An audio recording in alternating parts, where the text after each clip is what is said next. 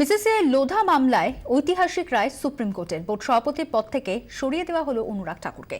সচিব পদ থেকে অপসারিত অজয় শিরকে। পাশাপাশি সর্বোচ্চ আদালত অনুরাগ ঠাকুরের কাছে জানতে চেয়েছে তার বিরুদ্ধে কেন আদালত অবমাননার অভিযোগ আনা যাবে না। দুই শীর্ষকর্তার অপসারণের পর আপাতত বিসিসিআই এর মাথায় বসছে প্রশাসক।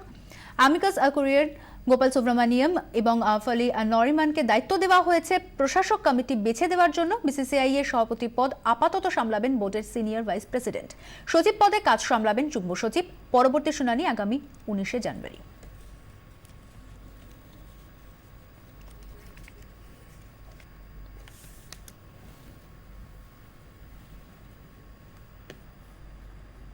Read whether they were overconfident or not, but one should understand that when the order of the Supreme Court, which is the highest court of the land, has come, it has to be obeyed by all. It is law of the land.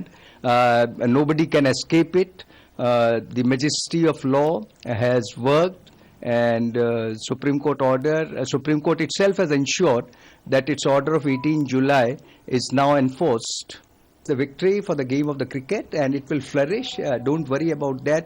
Administrators come, administrators go, but ultimately it is for the benefit of the game, and game will flourish, I'm very sure. শুনে নেব supreme কোর্টের রায় নিয়ে কি বলছেন আইনজীবী উষানাথ বন্দ্যোপাধ্যায়। হতে যাচ্ছে তো বহুদিন ধরেই বোঝা যাচ্ছিল যে সুপ্রিম কোর্টের অর্ডারকে যে ভায়োলেট করার সাহস পায়, যারা যদি ভায়োলেট করার চেষ্টা করে তাকে আটকানোর চেষ্টা করে, তাকে যদি বিরোধিতা করতে থাকে, এটা তো অবশ্যম্ভাবী ছিল। এটা অন্য অনেক ভালোভাবে করা যেত আমার মনে হয়। আমি দুঃখিত যে বোর্ডের আজকে এরকম অবস্থা হলো। বোর্ডের ঠিক মতো পরিচালনা যারা করছেন তারা ঠিক মতো পরিচালনা করতে পারেননি এই পার্টিকুলার বিষয়টা। আমি আশা করি ভবিষ্যতে এটা আবার ঠিক হবে। একটা ফলস অ্যাফিডেভিট দিয়েছিল, এটা সুপ্রিম কোর্টের বক্তব্য। সেইটা যদি তাই হয় তাহলে এটা আমরা বলি পারজারি বা কোর্টকে বিভ্রান্ত করার জন্য এগুলোকে করা হয়। এটা সিরিয়াস অফেন্স। যদি এটা প্রমাণিত হয় তাহলে খুবই কঠিন পরিস্থিতিতে অনুরাগ ঠাকুর যাবে। মানতে বাধ্য যেদিন 18 জুলাই যে অর্ডার হয়েছিল তারপরেতে তো মানতে বাধ্যতা এসেই গিয়েছিল। সেটাকে এতদিন ফেলে রেখে দেওয়ার একটা প্রচেষ্টা চলেছে সবার তরফে। হয়তো কিছু লোকের পদ আঁকড়ে ধরার বিষয়, কিছু লোকের অন্যান্য প্রচেষ্টা, কিছুটা বোর্ডের গায়ের জোয়ারি যে তোমরা কেউ মেনো না, এগুলো তো ছিলই। তাই সেই কারণে যে জিনিসটা হয়েছিল তো আগেই করা উচিত ছিল। অনেক রকম ভাবে করা যেত জিনিসটাকে সুষ্ঠুভাবে আলোচনার মাধ্যমে অনেক কিছু। সেটা সেই পথে না গিয়ে বিসিসিআই যুদ্ধের পথে গিয়ে সুপ্রিম কোর্টের অর্ডারের বিরুদ্ধে যুদ্ধ কখনোই সম্ভবপর হয় না। এটা সকলেরই বোঝা উচিত। আমাদের সঙ্গে মুহূর্তে টেলিফোনে রয়েছেন আমাদের অ্যাসোসিয়েট এডিটর অমৃতাংশু ভট্টাচার্য। অমৃতাংশু, প্রথমে যেটা জানতে চাইবো, ভারতীয় ক্রিকেটের চেহারা এই রায়ের ফলে কতটা বদলে যেতে চলেছে প্রশাসনিক দিক থেকে? দেখো, প্রশাসনের দিক থেকে বদলে তো যাবেই। মানে যে নির্দেশ দেওয়া হয়েছে সেটা বদলের জন্যই, এবং সে বদলটা এমন বদল যেটাকে আমূল পরিবর্তন বললেও কম হবে। কারণ শুধু যে ক্রিকেট বোর্ড, সর্বভারতীয় ক্রিকেট বোর্ড বিসিসিআই তা তো না, সঙ্গে সমস্ত অন্য যে সংস্থাগুলো আছে, রাজ্য সংস্থাগুলো, সেখানেও এই নিয়ম মানতে হবে এবং যারা মানবে না তাদের তৎক্ষণাৎ পদত্যাগ করতে হবে। ফলে এখনই ভারতীয় ক্রিকেট প্রশাসনে অর্থাৎ রাজ্য থেকে সর্বভারতীয় স্তর পর্যন্ত একটা নতুন মুখের খোঁজ করতে হবে, যাদের স্বচ্ছ ভাবমূর্তি থাকবে, যারা এই লোধা কমিশনের রেকমেন্ডেশন গুলোতে খাপ খাচ্ছেন, মাপকাঠিতে যারা ছাড়পত্র পাবেন তাদের। এই মাপকাঠি মেনে কিন্তু পুরনো প্রশাসকদের মধ্যে থেকে পাওয়া খুব কঠিন। ফলে দুটো জিনিস একসঙ্গে হবে, সেটা হচ্ছে নতুন মুখ, দ্বিতীয় খানিকটা অনভিজ্ঞতা। এবার এটা হলে আবার দুটো জিনিস হতে পারে, যে খুব একটা নতুন এলো, অন্যভাবে চললো বোর্ড, যেটা আমরা আশা করব, যেটা হওয়া উচিত। আর দুই, হয়তো যে পুরনো লোকেরা এতদিন ধরে দুর্নীতি চালিয়ে এসছেন তারাই তাদের শিখন্ডি করে কিছু লোককে সামনে দাঁড় করিয়ে জিতিয়ে নিয়ে চলে এলেন। কারণ শেষ পর্যন্ত কিন্তু গোটা বিষয়টাই সেই ভোটের ব্যাপার, এবং সেটা কিন্তু এরাই নিয়ন্ত্রণ করেন। ফলে পুরো পরিবর্তন একটা হবেই, সেই পরিবর্তনটা ভালোর দিকে হবে এটা আমরা আশা করব। কিন্তু শেষ পর্যন্ত কি হবে সেটা কিন্তু এখন একটু সময় দিতে হবে। তবে যেহেতু সুপ্রিম কোর্টের নজর থাকবে, অন্তত এইটুকুনি আশা করে যে কিছুদিন অন্তত অন্যরকম ব্যাপার স্যাপার গুলো শুরু হতে একটু সময় লাগবে। অমৃতাংশ, আরো একটা বিষয় জানতে চাইবো যে এতদিন ধরে লোধার এই প্রস্তাব কার্যকর না করে যে মনোভাব বোর্ড কর্তারা দেখিয়েছে, তাতে আগামী দিনে কি ক্রিকেট জগতে কোনো রকম টালমাটাল পরিস্থিতি আসতে চলেছে, এমনও কি মনে করা যেতে পারে? না, টালমাটাল পরিস্থিতির জায়গাটা যা যা হওয়ার ছিল সে তো হয়ে গেল, এবং এটাই হওয়ার কথা ছিল।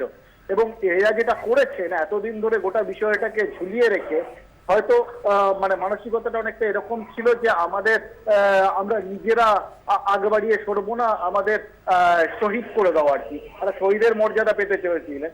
কিন্তু সেটা যে গোটা দেশের শাসন ব্যবস্থা, আইন বিচার ব্যবস্থাকে একটা চ্যালেঞ্জ করা এবং এতে যে সমস্যা হয় সেটা বোধহয় এবার তারা হাড়ে হাড়ে টের পাবে। ধন্যবাদ অমৃতাংশ। চোখ রাখবো এবার পরের খবরে। মালদায় গাজল কলেজে সেখানে মনোনয়ন তোলা নিয়ে টিএমসিপি এবং এসএফআই এর মধ্যে সংঘর্ষ, ছাত্র সংঘর্ষে উত্তেজনা রয়েছে মালদার গাজল কলেজে। আমাদের সঙ্গে এই মুহূর্তে টেলিফোন আমরা যোগাযোগ করার চেষ্টা করছি আমাদের প্রতিনিধির সঙ্গে। আরো একবার আপনাদের জানিয়ে রাখি, টিএমসিপির সঙ্গে এসএফআই এর ছাত্র পরিষদের সংঘর্ষে উত্তেজনা ছড়ায় গাজল কলেজে। কলেজে ব্যাপক ইট বৃষ্টি এবং এই ঘটনায় আহত হবিবপুরের বিধায়ক। টেলিফোন আমাদের সঙ্গে রয়েছেন আমাদের প্রতিনিধি রণজয় সিংহ। রণজয়, ঠিক কি ঘটেছে? আজ নমিনেশন পত্র তোলাকে কেন্দ্র করে গাজল কলেজে ব্যাপক সংঘর্ষের ঘটনা ঘটে। এখন অবধি আমরা যেটুকু জানতে পেরেছি, তৃণমূল ছাত্র পরিষদের তরফ থেকে জোট প্রার্থী এসএফআই এবং ছাত্র পরিষদ জোট যারা এই নমিনেশন পত্র তুলতে যায় তাদেরকে লক্ষ্য করে ইট পাটকেল মারতে শুরু করে এবং ব্যাপক সংঘর্ষে লিপ্ত হয়ে পড়ে উভয় দল। এখনো পর্যন্ত জানতে পেরেছি ঘটনার খবর পেয়ে হবিবপুর বিধানসভার যে বিধায়ক খগেন মুর্মু ঘটনাস্থলে গেলে তাকে ধারালো অস্ত্র দিয়ে আঘাতের চেষ্টা করা হয়, তাকে বেধড়ক মারধর করা হয় বলে অভিযোগ। স্থানীয়ভাবে আমরা জানতে পেরেছি এখন এই মুহূর্তে খগেন মুর্মু গাজল প্রাথমিক স্বাস্থ্য কেন্দ্রের দিকে রওনা দিয়েছে। ঘটনাস্থলে বিশাল পুলিশ বাহিনী রয়েছেন এবং এই সংঘর্ষের ঘটনায় একজন পুলিশ। রণজয়, আমাদের সঙ্গে থাকো, আমাদের সঙ্গে টেলিফোনে এই মুহূর্তে রয়েছেন আহত হবিবপুরের বিধায়ক খগেন মুর্মু। জানতে চাইবো ঠিক কি ঘটেছিল? গাজল কলেজে ছাত্র সংসদ নির্বাচন উপলক্ষে এখানে যেহেতু আগামী 14ই জানুয়ারিতে মালদা জেলার সমস্ত কলেজেই ছাত্র সংসদ নির্বাচন হবে। আজকে এবং আগামীকাল 2 এবং 3রা জানুয়ারি এই দুদিন হচ্ছে নমিনেশন পেপার তোলা এবং জমা দেওয়ার দিন নির্ধারিত হয়েছে। আমাদের জেলার 10টা কলেজে গাজল কলেজ আমার যেখানে বাড়ি, গাজল কলেজ হচ্ছে গাজল কলেজ আমার এখানকার আমারই নিজের হাতে তৈরি করা কলেজ। এখানে গাজলের মানুষ এখানে হচ্ছে তারা নিজেরা রক্ত দিয়ে তৈরি করেছে এই গাজলের কলেজটা। এই কলেজের ছাত্ররা সবাই এখানে নমিনেশন পেপার তোলার জন্য এবং জমা দেওয়ার জন্য তারা সবাই গেছিলেন। সিপাহের সমস্ত ইউএসইউ এবং বামপন্থী ছাত্র সংগঠন এরা একসাথেই গেছিলেন।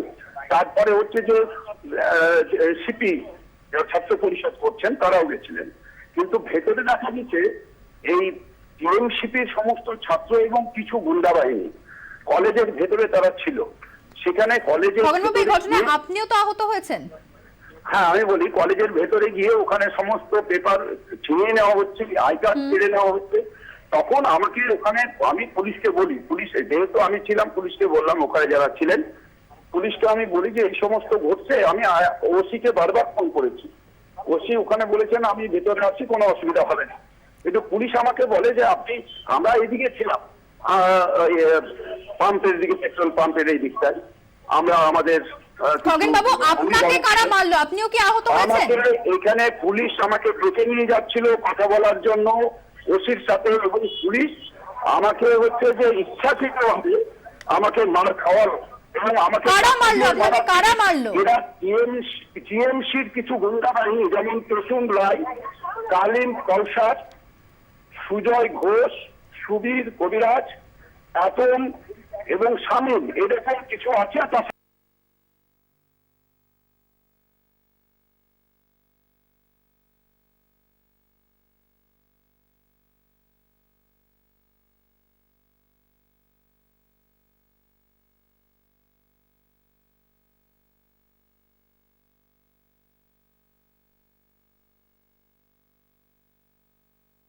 আজ সকালে লন্ডন থেকে ফিরেছেন তিনি। হোমটাউন ছাড়ার আগে অবশ্য 5 তারিখ তার ডাকা কর্মসমিতির বৈঠক বাতিল করেছেন সপার নেতাজি।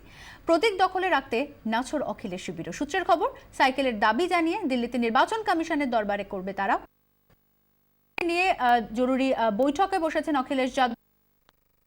কথা, দলীয় প্রতীক তার কাছে স্বাক্ষরের মতন। কোনোদিনই তিনি প্রতীক ছাড়তে পারবেন না। क्योंकि हमने झूठ बोले, न धोखा दिया, न भ्रष्टाचार किया जी, कोई आरोप नहीं लगा सकता है। लगाया तो सुप्रीम कोर्ट में ईमानदार घोषित कर दिया चलो तब बस धन्यवाद। नेताजी अब दिल्ली जा रहे हैं, दिल्ली जा रहे हैं। अच्छा, কেউ খলনায়কের তকমা দিলেও মুলায়ম সিং যাদবের সঙ্গ ছাড়বেন না। মুলায়মে অগাধ ভরসা রেখে জানিয়ে দিলেন অমর সিং। हम मुलायम सिंह जी के साथ थे, हैं, रहेंगे और उनके साथ रह करके अगर कभी नायक बने तो अगर खलनायक भी बनना पड़ेगा तो बनने के लिए तैयार है। मैंने अन्य नेताओं की तरह पत्रकार वार्ता में हाथ जोड़ करके राज्यसभा का टिकट नहीं मांगा। यह पूछे जाने पर मुलायम सिंह जी ने कहा अमर सिंह हमारे दल में नहीं है, हमारे दिल में है। तो अगर मुलायम सिंह जी अपने दिल से मुझे निष्कासित कर दें तो मेरे लिए खेद का विषय है और दल का मेरे लिए कोई महत्व नहीं। तो बात बहुत है, कभी लंदन, कभी पेरिस, कभी अमेरिका, वो तो वहीं उठते हैं जाते हैं, उनका बात मैं क्या बोलूँ। उन्होंने कहा कि वो नेताजी में दिल में है, दिल से कोई अलग वो तो वो कितनी नेताजी का दिल में है, वो तो नेताजी का दिल तोड़ना चाहते हैं।